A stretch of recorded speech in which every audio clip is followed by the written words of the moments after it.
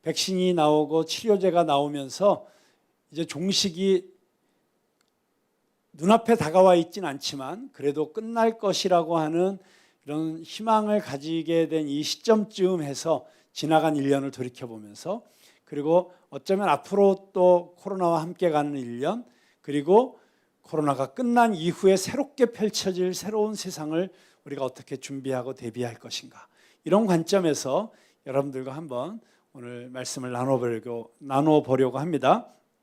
오늘 본문 말씀은 히브리서 10장 38절에서 39절이에요. 히브리서 10장 38절에서 39절 한번 같이 읽어볼까요? 시작. 나의 의인은 믿음으로 말미암아 살리라. 또한 뒤로 물러가면 내 마음이 그를 기뻐하지 아니하리라 하셨느니라. 우리는 뒤로 물러가 멸망당할 자가 아니요 오직 영혼을 구원함에 이르는 믿음을 가진 자니라. 아멘.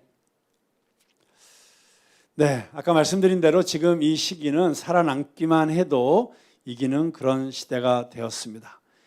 비전이나 꿈, 사역, 이런 것들을 이야기하기에는 지금 하고 있는 사업이나 가게나 심지어 직장에서의 생존을 걱정해야 되는 그런 어려움을 겪으면서 우리는 지난 한 해를 보냈습니다.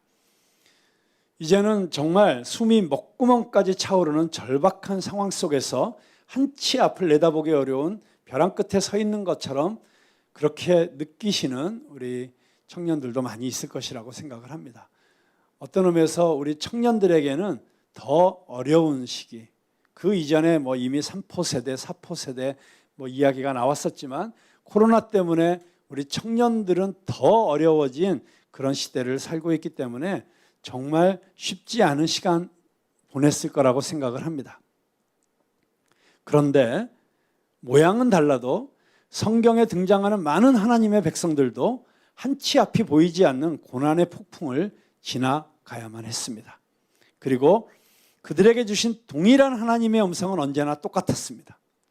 하박국 시대에도 신약 시대에도 또 그 이후에도 언제나 하나님께서는 이 고난의 어두운 터널을 통과하고 있는 하나님의 백성들에게 동일한 말씀을 주셨습니다. 나의 의인은 믿음으로 말미암아 살리라. 자, 여기서 나의 의인이라고 하는 것은 이제 우리가 예수님 이후에 우리에게 의인의 의미는 너무 분명해졌죠. 네, 우리는 비록 죄도 많이 지었고 실수도 많이 했고 상처가 많고 여러 가지로 흠이 많은 연약한 사람들이지만 예수님께서 나의 모든 죄를 다 담당해 주시고 내가 받아야 될 모든 형벌을 대신 받으셨기 때문에 우리는 예수님을 믿기만 하면 우리의 존재는 무엇이죠? 의인이죠. 의롭다고 인정받은 사람들이죠. 네, 내 자신이 의로워서가 아니라 나의 어떠함에도 불구하고 하나님이 나를 의롭다고 인정해 주셨기 때문에 우리는 의인인 줄로 믿습니다. 네, 그래서 나의 의인은 할 때 나예요. 그렇죠? 자기 자신이 의인인 줄로 믿으시죠? 그러면 그 의인은 어떻게 살아야 된다고요? 믿음으로 말미암아 살리라. 나라가 망하고 이방 나라의 침략 앞에서 바람 앞에 촛불처럼 흔들릴 때 하나님이 하박국 선지자에게 주신 말씀도, 엄청난 핍박과 박해 속에서 생명의 위협을 받던 로마 교회와 갈라디아 성도와 초대교회 모든 성도들에게도 하나님은 동일하게 말씀하셨습니다. 나의 의인은 오직 믿음으로 말미암아 살리라.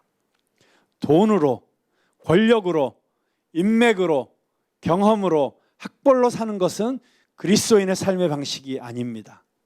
나의 의인은 오직 믿음으로 말미암아 살리라. 자, 그렇다면 이 시간에 한번 우리가 이렇게 고백하고 선포했으면 좋겠어요. 의인 대신 자기 이름을 넣으세요. 그래서 나의 수광은 믿음으로 말미암아 살리라. 한번 같이 외쳐볼까요? 시작. 나의 수광은 나만 하는 거예요. 여러분은 자기 이름을 넣어야죠. 자, 다시 시작. 나의 수광은 믿음으로 말미암아 살리라. 아멘. 여러분 믿음으로 살게 되기를 축원합니다. 이 믿음에서 뒤로 한 발짝도 물러나지 않기를 주님의 이름으로 축원합니다. 뒤로 물러나면 하나님이 기뻐하시지 않습니다. 39절 말씀에 보면 우리는 뒤로 물러나 멸망할 자가 아니요. 뒤집어 생각해 보면 뒤로 물러나면 멸망한다는 것입니다. 뒤로 물러나면 죽는 것입니다. 뒤로 물러날 것이 아니요 오직 믿음으로 앞으로 나아가 영혼을 구원하는 자가 되어야 될 줄로 믿습니다. 우리의 믿음은 이 어려운 시기에 넘어지거나 자빠지거나 포기하거나 도망가지 않는 힘을 줄 뿐만 아니라 오히려 이 고난의 시대에 다른 사람들을 구원하고 잃어버린 영혼들을 구원하는 자리에까지 이르게 하는 능력이라는 것입니다. 믿음은 능력입니다. 오직 믿음으로, 오직 믿음으로, 오직 믿음으로. 그렇습니다. 우리는 이 코로나 위기의 시대에 잘 살아남아야 합니다. 그러나 살아남는 것 자체가 우리의 목적이 될 수는 없습니다. 그리스도인들은 어쩌면 살고 죽는 것은 이미 뛰어넘은 사람들입니다. 사나 죽으나 우리는 주의 것이고 살아도 주를 위해 죽어도 주의 영광을 위해 죽을 준비가 되어 있는 사람들이 진정한 그리스도의 제자들이기 때문입니다. 우리가 살아남아야 되는 이유는 주께서 주시는 새로운 소명 때문입니다. 이미 너무나도 많은 깨어있는 하나님의 사람들이 그리고 깨어있는 준비된 교회들이 이 코로나 위기로 새롭게 열리고 있는 새로운 시대의 비전을 발견하고 앞으로 나아가고 있습니다. 제가 지난주에 여러분이 내려놓음이라는 책 혹시 읽어보셨나요? 네, 그 책을 쓰신 이용규 교수님과 만나서 점심 식사를 함께 하면서 참 귀한 대화를 나눌 수가 있었습니다. 이용규 교수님은 몽골 국제대학교 부총장으로 계시다가 다 내려놓고 또 광야에 들어서셨다가 지금은 물론 지금도 광야를 걷고 계세요. 인도네시아 자카르타에서 대학을 세운다는 것이 거의 불가능한 곳에서 기적적으로 대학 설립 허가를 받고 지금 대학을 세워나가고 계시는 중이십니다. 그래서 매일매일 공급하시는 하나님의 만나를 경험하면서 살 수밖에 없었던 그 시절을 통해서 또 이전에 몽골에 계실 때와는 또 한 차원 다른 그런 영성의 깊이를 가지고 계시다는 것을 확인할 수 있어서 참 기뻤습니다. 그런데 그 이용규 교수님하고 저하고 제가 뭐 그 교수님 수준의 영성이 있다 뭐 이런 얘기를 하는 건 아니고 하여튼 같이 동의한 게 있어요. 같이 얘기하다가 맞습니다. 그리고 동의한 게 있는데 그게 뭐냐면 저는 이 코로나 시대를 지내오면서 하나님께서 지금 전 세계의 부를 재편하고 계신다. 그런 느낌을 많이 받아요. 사실 이 지구상에는 이미 이 지구상에 있는 모든 사람이 다 먹을 수 있는 식량이 있어요. 그리고 그 모든 사람들이 다 생존할 수 있도록 하나님께서 공급하시는 재정이 충분히 있어요. 그런데 그게 제대로 공급되지 않고 분배되지 않기 때문에 사실 불평등이 있고 그리고 어려움이 있고 굶어 죽는 사람들이 있는 것이죠. 그리고 하나님의 나라가 확장되기 위해서 하나님의 교회가 선교의 사명을 완수하기 위해서 필요한 재정도 이미 다 있어요. 단지 그것이 제대로 흘러가지 않고 있는 것이 문제였었죠. 그런데 저는 오히려 이 코로나 시대를 통해서 하나님께서 이 부를 새롭게 재편하고 계시는 것을 보게 돼요. 그래서 이 코로나 때문에 갑자기 엄청나게 하나님이 재정의 축복을 부어주시는 사람들이 생겨나게 될 것이고 실제로 생겨나고 있어요. 그런가 하면 어떤 사람들은 그동안 편안하게 잘 누리고 있었던 자기의 부의 기반이 흔들리고 무너지는 사람들도 많이 나타나고 있습니다. 그런데 이용규 교수님이 그렇게 얘기하는 거예요. 자기가 이 코로나 시대 1년 지나면서 보니까 부익부 빈익빈 현상이 심화되는 것 같다. 그것은 재정적으로도 부익부 빈익빈 현상이 심화되고 있고 영적으로도 그런 것 같다. 무슨 얘기냐면 이 어려운 시대를 지나면서 어떤 사람들은 하나님과 더 가까워진다.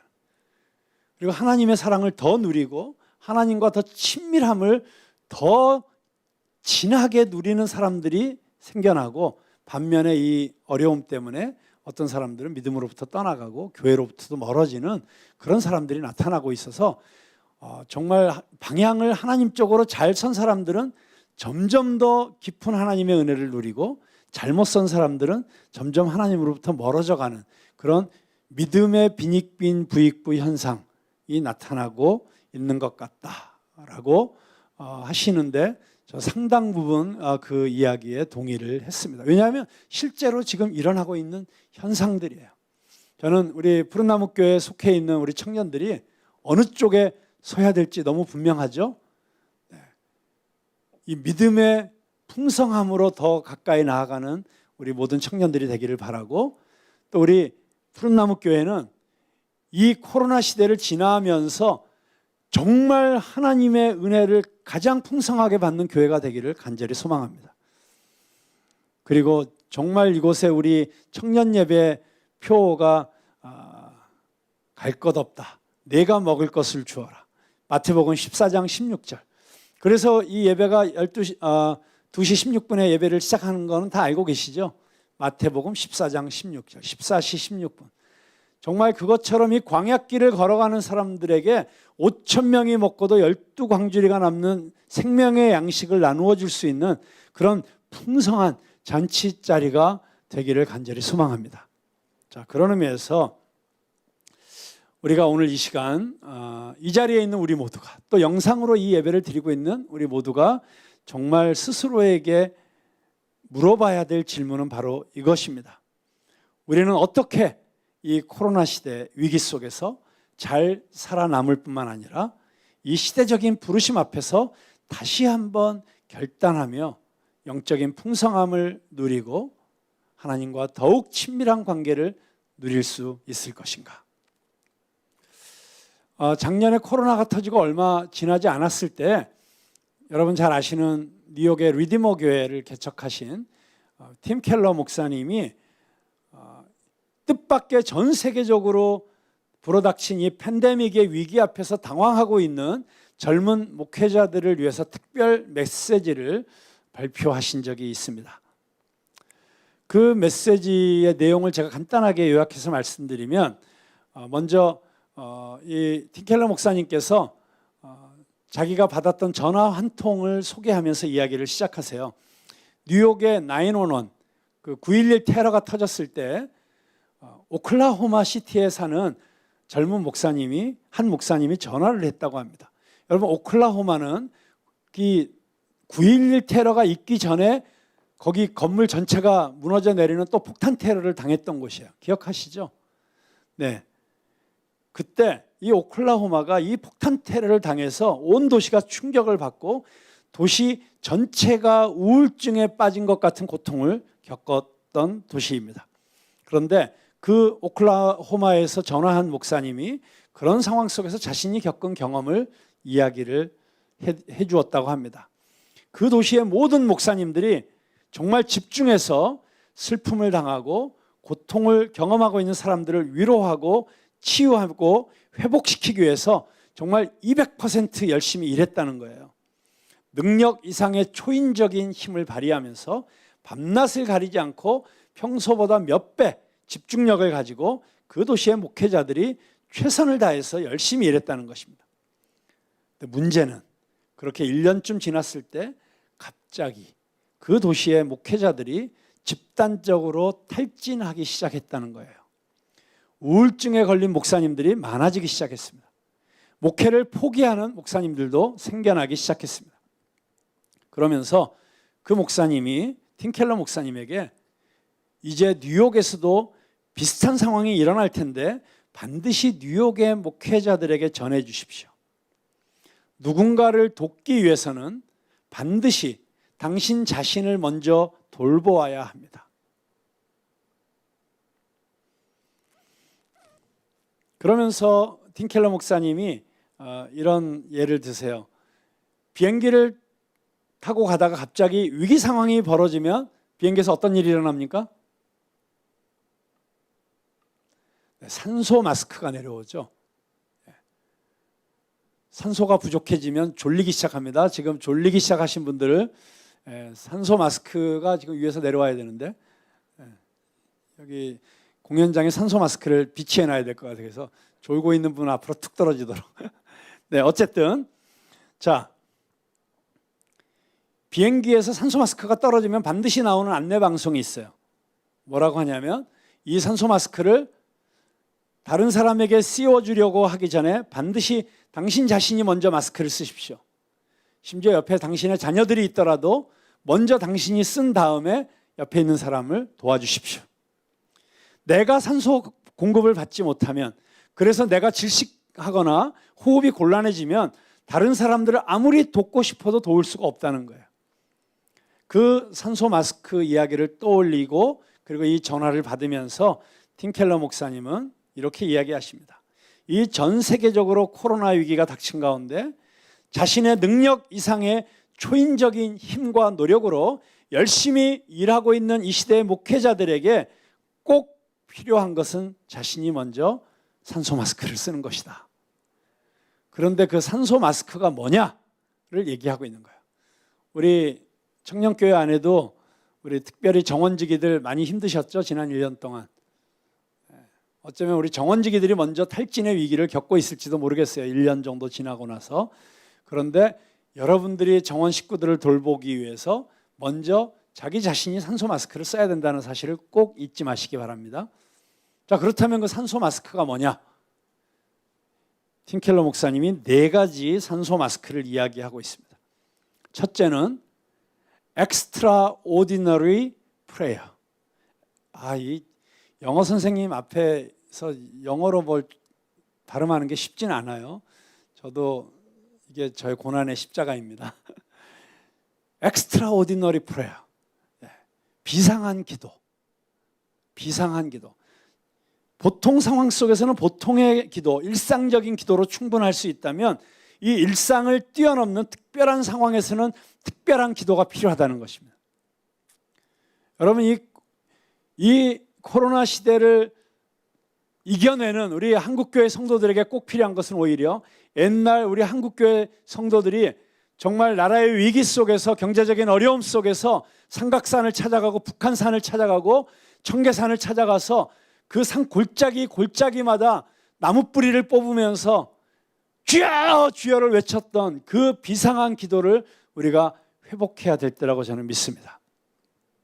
마가복음 1장 35절에서 39절에 보니까 새벽 아직도 밝기 전에 예수께서 일어나 나가 한적한 곳으로 가사 거기서 기도하시더니 시몬과 및 그와 함께 있는 자들이 예수의 뒤를 따라가 만나서 이르되 모든 사람이 주를 찾나이다. 이르시되 우리가 다른 가까운 마을들로 가자. 거기서도 전도하리니 내가 이를 위하여 왔노라 하시고 이에 온 갈릴리에 다니시며 그들의 여러 회당에 전도하시고 또 귀신들을 내쫓으시더라. 자, 예수님이 새벽 아주 일찍 일어나 기도하실 때 시몬과 다른 제자들이 예수님을 찾아왔습니다. 자, 이 맥락을 보면 예수님은 아주 오랫동안 기도하고 계셨음이 분명합니다. 모든 주석은, 성경 주석은 지금 예수님이 하신 이 기도가 그냥 형식적이고 일상적인 기도가 아니라 아주 특별하게 길게 하신 기도라고 말합니다. 여기서 기본적으로 알 수 있는 것은 더 유명해져서 더 많은 사람이 따를수록 예수님은 사람들로부터 멀리 떨어져 혼자 기도하는 시간을 많이 보냈다는 것입니다. 이 코로나 시대를 지나면서 어쩌면 하나님께서 여러분들에게 굉장히 특별한 어떤 사명도 주시고 축복도 주시고 그리고 어떤 일들도 맡기실지도 몰라요. 그런데 그 일이 커지고 잘 되고 성공적이 되면 될수록 여러분들에게는 기도의 시간이 더 많이 필요하다는 것입니다. 외적으로 드러나는 사역의 진짜 힘은 내적으로 아버지와 함께하는 시간, 하나님 아버지께 전적으로 의지하는 삶에 근거하고 있다는 사실을 여러분 반드시 기억하십시오. 역설적이게도 밖으로 더 강해질수록 한편으로 우리는 더 약해져서 하나님 아버지 앞에 더 전적으로 의지해야만 된다는 것입니다. 기도라고 하는 형식으로 대표적으로 이야기하고 있지만 지금 팀 켈러 목사님이 강조하시고자 하는 것은 여러분이 그것을 경건훈련이라고 부르든 영성훈련이라고 부르든 아니면 영성적 실천이라고 부르든 아니면 쉽게 큐티, 성경공부, 기도라고 하든 그것은 하나님과 독대하는 시간을 말하는 것입니다. 그리고 그 하나님의 말씀을 공부하는 시간이고 하나님 앞에 자신의 모든 것을 쏟아내는 기도를 의미하는 것입니다. 이 성경 공부와 기도를 위해서 매일 매주, 매달 시간을 따로 가지는 것. 위기의 상황에서 자신을 위해 산소 마스크를 착용해야 된다는 것입니다. 예수님이 하신 것처럼 그렇게 해야 하는 것입니다. 인류 역사상 가장 중요한 3년간의 공생애가 시작이 되고 사람들이 항상 예수님을 따라다녔지만 예수님은 항상 따로 시간을 보내셨습니다. 여러분도 쉴 시간을 가져야 하고 제 시간에 잠자리에 들어야 하고 묵상하고 기도할 시간이 더 필요합니다. 이런 것들을 놓치지 말고 오히려 바쁠수록 해야 할 일이 많을수록 오히려 기도하는 시간을 더 강화해야 합니다. 마틴 루터가 이야기했던 것처럼 오늘 나는 할 일이 너무 많아서 더 기도해야겠다. Too busy not to pray. 기도 안 하기엔 너무 바빠요.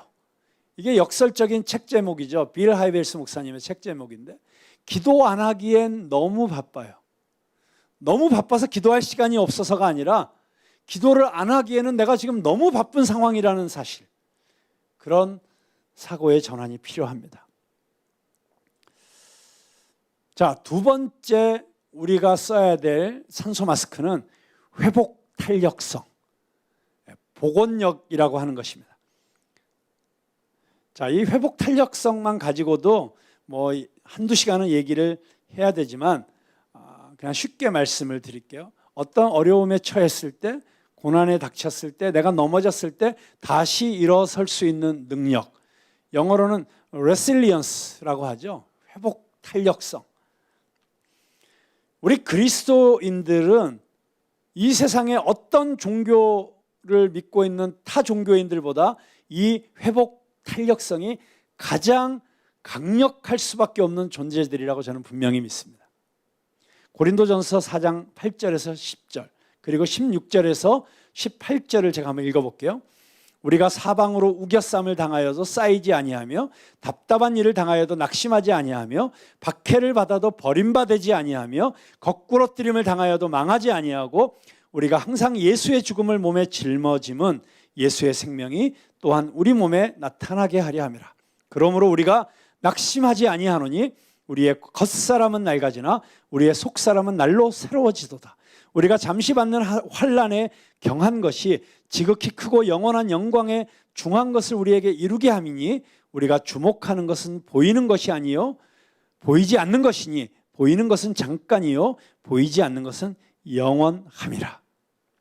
자, 이 사도 바울의 말씀에서 우리에게 너무나 크게 다가오는 것은 이 말씀이 굳건한 복원력 또는 회복 탄력성이란 것이 성경적으로 어떤 의미인지를 우리에게 너무나 잘 보여주고 있다는 것입니다. 우리 성도들이 예수 믿으면 만사형통, 그래서 모든 것이 다 잘 되고 술술 풀리고 이게 아니라는 것은 다 아시죠? 성경이 말하는 형통은 그런 게 아니에요. 무병장수 뭐 이런 게 아니에요. 우리도 사업에 실패할 수 있고 직장에서 잘릴 수 있고 망할 수 있고 암에 걸릴 수 있고 교통사고 당할 수 있고 안 믿는 사람들과 똑같이 모든 일 다 당할 수 있어요.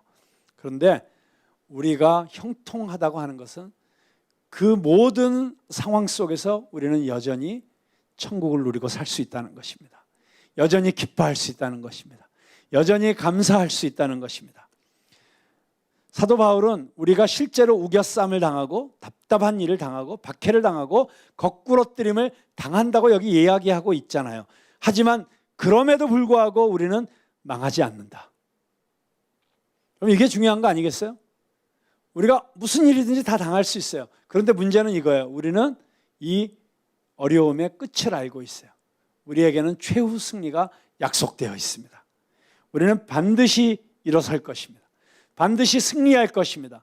그렇기 때문에 지금 아무리 어렵고 힘든 시간을 지나가고 있어도 절대로 낙심하고 포기하지 마세요. 히브리서 12장 5절이 사실은 잠언 3절 말씀을 인용하고 있어요. 근데 성경 번역마다 조금 다르게 표현하고 있지만 기본적인 뜻은 이것입니다. 이 잠언 3장에 있는 말씀이 어떤 뜻이냐면 어려움이 오면 가볍게 여기지도 말고 그로 인해 쓰러지지도 말라고 하는 것입니다. 자, 이 어려움은 어려운 거예요. 실제로 심각한 거예요. 이거 너무 무시하지 마세요. 마치 아무것도 아닌 것처럼 진짓 아닌 채 하지 마세요. 여러분, 너무 힘들면 울어도 돼요. 너무 힘들면 하나님 앞에 나가서 하나님 이게 뭐예요? 하고 쏟아 놓아도 돼요. 이게 아무것도 아닌 척 폼잡고 마치 무슨 부처님 얼굴 같은 얼굴을 하고 있어야 그게 수준 높은 그리스도인이라고 그렇게 착각할 필요 없어요. 우리는 하나님 앞에서 우리의 감정을 있는 그대로 다 표현할 수 있어요. 그리고 그게 심각하다는 것도 알아요. 그렇지만 그로 인해서 쓰러지지 말라는 거예요. 거기 머물러 있지 말라는 거예요. 그래서 주시는 말씀이 뭐예요? Do not lose heart. 마음을 잃지 말라는 거예요. 마음을 지키라는 거예요. 일어나서 삶의 균형을 바로 잡으려는 의지를 가지라고 하는 것입니다.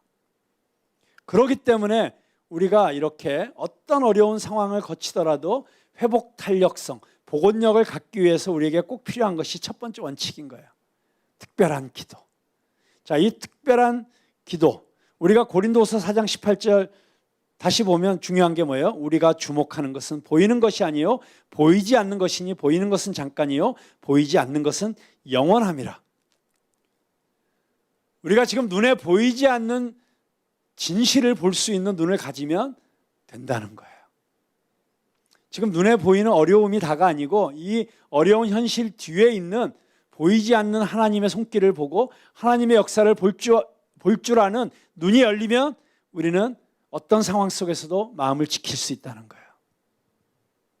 그래서 기도가 필요해요. 우리가 기도하면서 하나님의 음성을 들을 때 우리의 영의 눈이 열리는 거예요. 자, 세 번째 원칙이 있습니다. 세 번째 원칙은 radical refocusing. 근본적 초점을 바로잡아 주는 것이다. 여러분, 포커싱. 지금 이 영상이 저를 찍고 있는데 초점이 흐려지면 어떤 현상이 일어나죠? 제가 뿌옇게 보이죠? 그리고 계속 보고 있으면 어지러워지고 토할 것 같아지죠? 초점이 흐려지면 정신 없어집니다. 초점이 바로 맞아야 사진도 잘 나오고 모든 것이 선명하게 보이는 것이죠. 지금 이렇게 어려운 시대일수록 혼란스러운 시대일수록 우리 눈앞에 너무 많은 것이 흘러가고 너무 많은 것이 왔다 갔다 하기 때문에 우리가 정말 제대로 포커싱을 하기가 어려울 수 있어요. 근데 그때 우리가 클리어하게 다시 리포커싱을 해야 된다는 것입니다. 성경 한 구절만 보겠습니다. 역대상 12장 32절. 역대상 12장 32절에 보면 이사갈 자손 중에서 시세를 알고 이스라엘이 마땅히 행할 것을 아는 우두머리가 200명이니 그들은 그 모든 형제를 통솔하는 자이며. 자, 이게 무슨 상황이냐면 다윗이 도망하고 있어요. 광야에서 도망자 생활을 하고 있는데 그때 이 도망자 다윗에게로 다윗을 지지해서 나오는 사람들이 있었어요. 그 중에 한 무리가 이사갈의 자손들이에요. 근데 이 이사갈의 자손들은 상당히 강력한 패밀리였어요. 이 패밀리가 다윗에게 왔다는 것은 굉장히 의미가 있었습니다. 자, 그런데 이사갈 자손들로서는 사실 이 도망자 다윗을 쫓아온다는 게 객관적으로 봐서는 말이 안 되는 얘기였어요. 지금 왕권을 잡고 있고 지금 권력을 잡고 있는 사울에게 붙어 있어야지 왜 언제 죽을지 모르는 다윗에게로 모든 것을 걸고 쫓아갑니까? 그 이유가 뭐예요? 그들이 뭐를 알았다고요? 시세를 알았다는 거예요. 시절을 알았다는 거예요. 지금 이게 어떤 시즌인지를 알았고 이 시대가 어떤 시대인지를 볼 수 있는 눈이 있었다는 거예요. 자, 이 시세라는 말은 계절의 의미를 가지고 있습니다. 마치 훌륭한 농부가 심을 때를 알고 추수할 때를 아는 것과 같은 그런 의미입니다. 혹은 아무것도 안 하고 쉬어야 되는 시즌도 있죠. 근데 이 이사갈 자손은 시즌을 알았다는 거예요. 지금이 어떤 시즌인지, 내가 지금 뭘 해야 되는지, 뭘 준비해야 되는지, 내가 지금 일해야 할 때인지 아니면 쉬어야 할 때인지, 내가 지금 이 시대가 지금 어디를 향하고 있는지, 그래서 내가 어디에 있어야 되는지 그걸 알아야 된다는 거예요.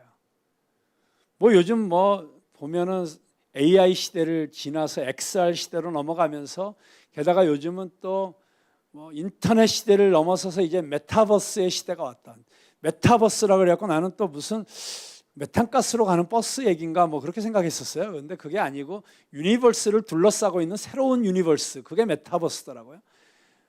그 안에서는 내가 수없는 나의 아바타들을 만들어 가지고 나를 대신해서 걔들이 무슨 일이든지 할 수 있는 막 그런 시대가 오더라고요. 사업도 해도 되고. 그래서 나는 목사이지만 그 메타버스 안에서는 나는 연예인도 될 수 있고 사업가도 될 수 있고 정말 엄청난 시대가 열리는데 그게 메타버스의 시대인 거예요. 요즘 뭐 부캐 뭐 하는데 그 진짜 부캐들의 시대가 오는 거죠.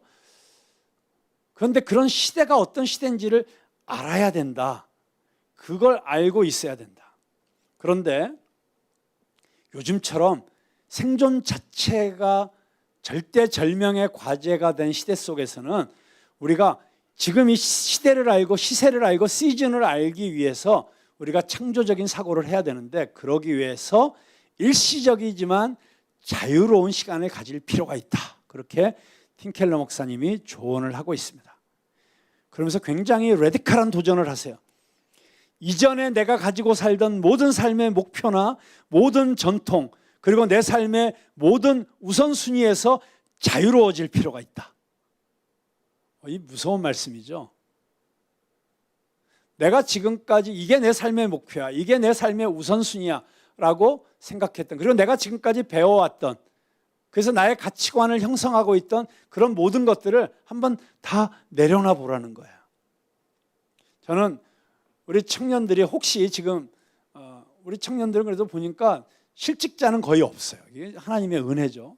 딴 교회 보면 지금 절반이 잡을 구하고 있는 중인데 우리는 거의 다 잡을 갖고 있어요. 너무 감사한 일이죠. 그런데 혹시라도 잡이 없어졌다, 할 일이 없다, 이게 어쩌면 특별한 하나님의 은혜의 시간일 수 있다, 기대감을 가지시기 바랍니다.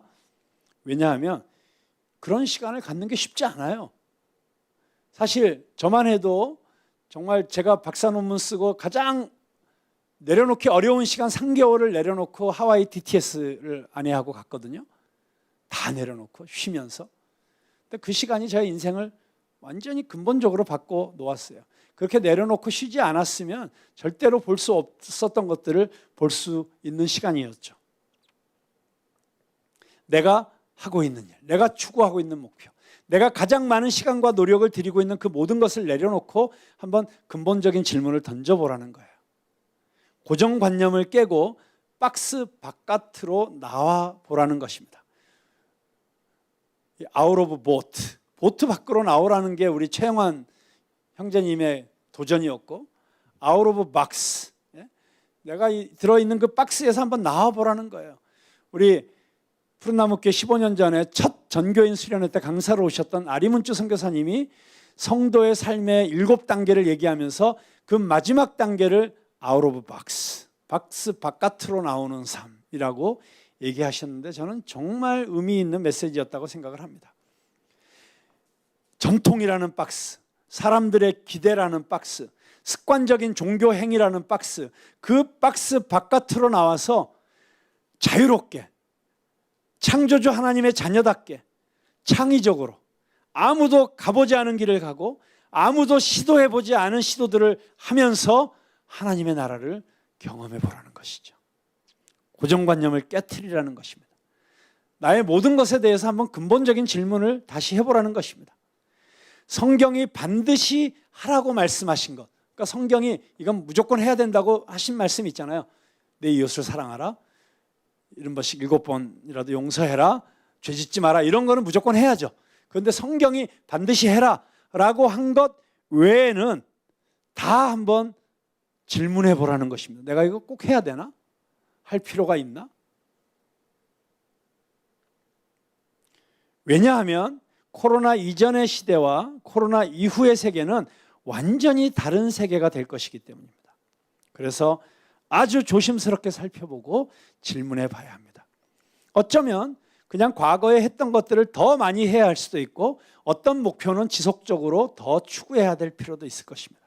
그렇지만 시세를 알아야 하기 때문에, 이 시대가 무엇을 요구하는지 알아야 하기 때문에 지금 이 시대에 하나님이 하시는 일이 무엇인지, 하나님의 시선이 지금 어디에 머물고 계신지 근본적으로 다시 살펴봐야 된다는 것입니다. 자, 마지막 네 번째 마스크, 복음적 결단입니다. 다시 하나님 앞에서 복음적으로 결단하는 것입니다. 자, 이게 무슨 뜻인지를 좀 설명해 드릴게요.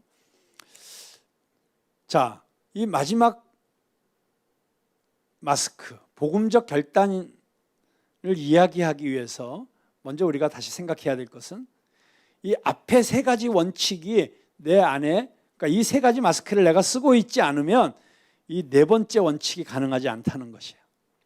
특별한 기도가 없고 정말로 충분한 휴식 시간을 갖고 하나님과 충분한 시간을 보내고 특별히 훈련을 받아서 엄청난 압박이 몰려올 때에도 예수님과 동행하는 삶의 패턴을 갖지 않는다면, 그리고 하나님께 자신의 감정을 솔직하게 표현하면서 강력한 회복 탄력성을 갖지 않는다면, 그리고 목회자라면 자신의 목회에 대해서, 평신도라면 자신의 삶에 대해서 근본적으로 다시 바라보는 시각을 갖지 않는다면, 이 앞에 세 가지를 제대로 하지 않는다면 이제 말할 네 번째 원칙은 당신을 탈진에 이르게 할 수도 있습니다 라고 팀 켈러 목사님이 경고하고 있어요.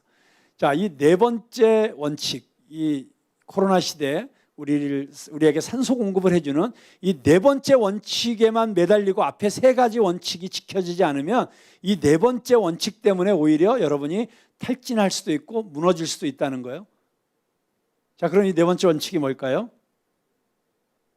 네, 복음적 결단이에요. 근데 그 복음적 결단이 뭐냐? 어떤 순간에 그것을 그냥 하라고 하는 것을 의미한다. 애매하죠? 무슨 얘기냐면 어떤 순간에 그냥 용기를 내서 아무것도 보장이 되어 있지 않지만 누구도 박수 쳐주고 따라와 주지 않지만 때로는 아무 대책이 없어 보이고 무모해 보이기도 하지만 지금 내가 할 수 있는 것을, 내가 가진 것을 주님의 손에 올려드리면서 그냥 또 한 걸음 내어 딛겠다고 결단하는 것입니다. 그게 복음적 결단이에요. 여러분, 우리가 크리스찬으로서 살아가는 것의 가장 좋은 점은 때로는 우리가 그냥 한 걸음 한 걸음 내디딜 수 있다는 것입니다. 어디서 그 다음 스텝을 밟을 힘이 오는지 알지 못하지만 그냥 하는 것입니다. 1977년 미국에서 있었던 일이에요. 사형이 집행되고 있었습니다. 미국에서는 사형 집행 전에 목사님이 꼭 입회를 해서 묻습니다. 죽기 전에 마지막으로 하고 싶은 말이 있습니까? 그때 그 사형수가 씩 웃으면서 이런 말을 던졌어요. Let's do it. 그냥 빨리 합시다. 그런데 그게 굉장히 유명한 일화가 되었어요. 그로부터 몇십 년이 지난 후에 한 광고회사 직원이 그 일화를 생각하다가 나이키의 그 유명한 광고 카피를 생각하게 되었어요. Just do it. 저는 이 Just do it, 이게 참 기독교적인 정신을 담고 있는 명광고 카피라고 생각을 합니다. 내가 뭔가를 이루기 위해서 다 준비하고 다 계획 세우고 다 대비해 놓고 그러지 않아도 그냥 한 발 내딛는 것입니다. 여러분이 한 분 한 분이 개인적으로 하나님께서 부르신 어떤 부르심이 있다면 내가 그것을 할 준비가 충분히 되어 있는지, 그것을 위해서 내가 지금 충분한 재정이 준비가 되어 있는지, 또 어떤 분은 지금 결혼을 앞두고 있을 수도 있겠어요. 결혼하면 내가 살 집은 있는지, 먹고 살 수는 있는지, 가장으로서 책임은 질 수 있는지, 그게 준비가 안 되면 결혼을 결단하기가 쉽지 않잖아요. 그런데 그냥 그분을 믿고 신뢰하고 한 발 내딛는 그 믿음의 발걸음, 그게 복음적 결단이라고 하는 것입니다. 그 복음적 결단의 훌륭한 사례로 팀 켈러 목사님은 에스더의 예를 듭니다. 에스더 4장 12절에 보니까 그가 에스더의 말을 모르드게에게 전하매 모르드게가 그를 시켜 에스더에게 회답하되 너는 왕궁에 있으니 모든 유다인 중에 홀로 목숨을 건지리라 생각하지 말라. 이때 내가 만일 잠잠하여 말이 없으면 유다인은 다른 데로 말미암아 노임과 구원을 얻으려니와 너와 내 아버지 집은 멸망하리라. 내가 왕후의 자리를 얻은 것이 이때를 위함이 아닌지 누가 알겠느냐 하니 에스더가 모르드게에게 회답하여 이르되 당신은 가서 수산에 있는 유다인을 다 모으고 나를 위하여 금식하되 밤낮 3일을 먹지도 말고 마시지도 마소서. 나도 나의 시녀와 더불어 이렇게 금식한 후에 규례를 어기고 왕에게 나아가리니 죽으면 죽으리이다 하니라. 이게 결단이라는 것입니다. 당신이 누구이든지, 그게 저처럼 교회 목사이든지 아니면 평신도 리더이든지, 지금 이 시기에 지금 있는 곳의 위치에 당신이 있는 것은 하나님의 인도하심이라고 믿으시기 바랍니다. 다시 말하면 이 시기에 지금 이 위치에 당신을 두신 하나님의 뜻이 있다는 것입니다. 그때 당신은 에스더가 결단한 그 결단을 해야 됩니다. 알겠습니다. 제가 하겠습니다. 그렇게 입술로 고백할 필요가 있습니다. 자, 이제 앞에 세 가지 원칙이 없으면 이 네 번째 원칙이 당신을 탈진으로 인도할 것이라는 말의 뜻이 어떤 것인지 이해가 되시죠? 이 네 번째 원칙은 당신을 이 레디컬한 순종의 자리로 이끌 것이기 때문에 십자가를 지신 예수님이 그러하셨던 것처럼 앞에 세 원칙을 지속적으로 지키지 않고서는 그 일을 감당하기 어려울 수 있습니다. 하지만 앞에 세 가지 원칙을 잘 지키면 계속해서 오랫동안 주님, 제가 여기 있습니다. 나를 보내주십시오. 제가 하겠습니다. 라고 말할 수 있을 것입니다. 죽으면 죽으리이다. 순종하겠습니다. 신실하게 부름을 따라가겠습니다. 부름받아 나선 이 몸 어디든지 가오리다. 그렇게 고백할 수 있을 것입니다. 근데 여러분 아세요? 에스더처럼 당신은 실제로 죽지 않을 것입니다. 그 이유는 우리가 참 에스더에게 주목하고 있기 때문입니다. 여러분이 꼭 알아야 하는 사실은 예수님이 참 에스더였다는 것입니다. 예수님이 참 에스더이신 많은 이유 중에 한 가지는 예수님께서도 죽으면 죽으리이다 하셨다는 것입니다. 그리고 백성을 위해서 속죄 제물이 되셨습니다. 그래서 에스더가 왕 앞에 섰던 것처럼 우주의 왕자 앞에 서서 우리의 구원을 위해서 변호하고 계십니다. 이것이 예수님이 우리를 위해서 무엇을 하셨는지를 살펴보고 우리가 예수님을 위해서 복음적인 결단을 해야 되는 이유입니다. 사랑하는 우리 청년 여러분, 저는 요즘 개인적으로 이 네 가지 원칙을 실천하기 위해서 나름 노력하고 있습니다. 그런데 하면 할수록 더 치열하게 하고 싶은 갈증이 차오르는 것을 느낍니다. 그리고 한편으로는 두려운 마음이 들기도 합니다. 하나님께서 저에게 이상하게도 그런 마음을 주셔가지고 한국교회가 너무 분열되고 찢어져 있고 무너져 가고 있는데 이 한국교회가 회복되고 다시 부흥하기 위해서는 한국교회가 하나 돼야 된다. 근데 이 한국교회가 하나 되게 하는 것은 다른 어떤 것이 아니고 찬양이다. 물론 다른 것이 있을 수 있지만 저에게는 하나님이 찬양이라는 도구를 주시면서 이 찬양을 통해서 한국교회 성도들을 위로하고 회복시키고 갈라진 한국교회를 하나 되게 하는 플랫폼을 만들어라. 그래서 지난 1년 동안 프레이즈 게더링이라는 이름으로 그 플랫폼을 만들기 위해서 저의 모든 것을 다 쏟아부었다고 할 수 있습니다. 근데 하면서 가끔 그런 생각이 들어요. 내가 이걸 왜 하지? 나는 지금 푸른나무 교회를 더 열심히 목회를 해야 되는데 이 한국 교회를 걱정하는 건 좀 큰 교회 목사님들한테 맡기고 나는 우리 교회 청년들 만나서 노는 게 훨씬 더 행복한데. 그런데 자꾸 하나님이 거기로 부르시는 거예요. 그리고 너무 말도 안 되는 일들을 만들어 가시기 시작하는 거예요. 그 일들을 감당할 때마다 이거 할 수 있을까? 이거 해낼 수 있을까? 이게 될까? 내가 어떻게 이걸 하지? 근데 그냥 순종하고 가면 되어 있어요. 그리고 또 하라 그러면 참 하기 힘들겠다. 그런데 또 하게 되고 또 하게 되고. 저의 아둔한 머리로는 하나님께서 코로나 이후에 새롭게 시작되는 하나님 나라의 이 역사 가운데 저와 푸른나무 교회를 어떻게 사용하실지 감히 짐작도 못하고 있지만 그래도 한 가지 느낌은 있어요. 우리가 거대한 파도 앞에 서 있다. 거대한 파도 앞에 서 있다.